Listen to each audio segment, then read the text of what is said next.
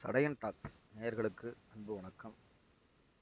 விடுதலை சிறுத்தைகள் கட்சி கடந்த 30 ஆண்டுகளுக்கு மேலாக விளிம்புநிலை மக்களின் விடுதலைக்காக உழைத்துக் கொண்டிருக்கிறது. தேர்தல் அரசியலுக்கு விடுதலை சிறுத்தைகள் கட்சி 1999 அடியெடுத்து வைத்தது.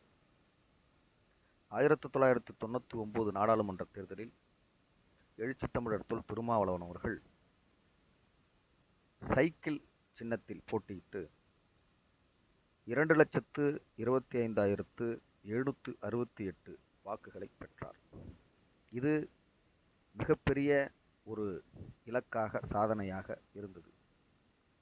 இந்தியாவில் இருக்கிற ஒட்டுமொத்த தலைவர்களும் விடுதலை சிறுத்தைகளையும் எழுச்சித் தமிழர் தொல் திருமாவளவன் அவர்களையும் உற்று நோக்கிய தேர்தலாக இந்த தேர்தல் அமைந்தது. அதன் பிறகு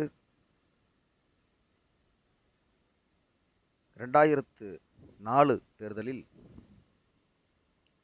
ஜனதா தளத்தோடு கூட்டணி அமைத்து அம்பு சின்னத்தில் போட்டியிட்டு 2,55,773 வாக்குகளை பெற்றார். மிகப்பெரிய ஒரு அரசியல் புரட்சியாக அது நடந்தேறியது சிதம்பரம் தொகுதியில். அதனைத் தொடர்ந்து எழுச்சித் தமிழர் அவர்கள் 6வது முறையாக சிதம்பரம் தொகுதியில் நடைபெற இருக்கின்ற 2024 நாடாளுமன்ற தேர்தலில் போட்டியிடுகிறார். 2014ஆம் ஆண்டு நடந்த நாடாளுமன்ற தேர்தலில் 1,28,495 வாக்குகள் வித்தியாசத்தில் அனைத்திந்திய அண்ணா திராவிட முன்னேற்றக் கழக வேட்பாளர் சந்திரகாசி அவர்களிடம் தோல்வியடைந்தார். அதன் பிறகு நடந்த தேர்தலில் 2019ஆம் ஆண்டு 3,219 வாக்குகள் வித்தியாசத்தில் வெற்றி பெற்றார். இதற்கு முன்பே 2009 தேர்தல் மிகப்பெரிய ஒரு புரட்சியாக அமைந்தது. திராவிட முன்னேற்றக் கழக கூட்டணியில் நட்சத்திரம் சின்னத்தில் போட்டியிட்டு 99,083 வாக்குகள் வித்தியாசத்தில் பாட்டாளி மக்கள் கட்சியின் வேட்பாளர் பொன்னுசாமி அவர்களை தோற்கடித்து வெற்றி பெற்றார். நடைபெற இருக்கின்ற இந்த நாடாளுமன்ற தேர்தலில்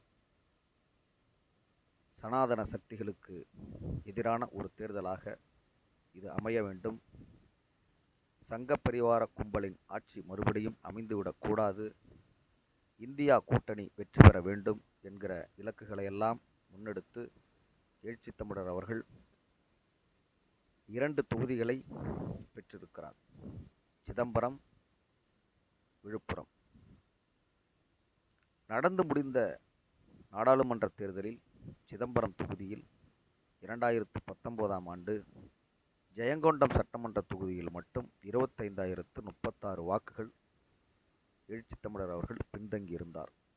எனவே குறிப்பாக ஜெயங்கொண்டம் சட்டமன்ற தொகுதி தோழர்கள் கடுமையாக உழைக்க வேண்டும்.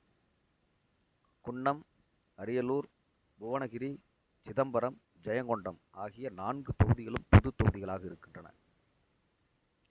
இந்த 4 தொகுதிகளிலும் 40% அதிகமாக வன்னியர் மக்கள் வசித்து வருகிறார்கள். அவர்களுடைய வாக்குகளை பெறுவதற்கு விடுதலை சிறுத்தைகள் கடுமையாக உழைக்க வேண்டும். காட்டுமன்னார் கோயில் விடுதலை சிறுத்தைகளின் சட்டமன்ற தொகுதியாக இருக்கிறது. அங்கும் கவனம் செலுத்தி மிக கடுமையாக உழைத்தால் எழுச்சித் தமிழர்களுடைய வெற்றி நிச்சயம் உறுதி செய்யப்படும். இந்த தேர்தலில் சிதம்பரம், விழுப்புரம் ஆகிய 2 தொகுதிகளையும் நாம் வென்றெடுத்து விடுதலை சிறுத்தைகளை தேர்தல் அங்கீகாரம் பெற்ற ஒரு கட்சியாக நாம் உருமாற்ற வேண்டும். இது விடுதலை சிறுத்தைகள் கட்சியின் அடுத்த கட்ட பாய்ச்சலாக அமைய வேண்டும். எனவே சிறுத்தைகளே, சிதம்பரத்திலும் விழுப்புரத்திலும் களப்பணியாற்ற தொடங்குங்கள். நன்றி.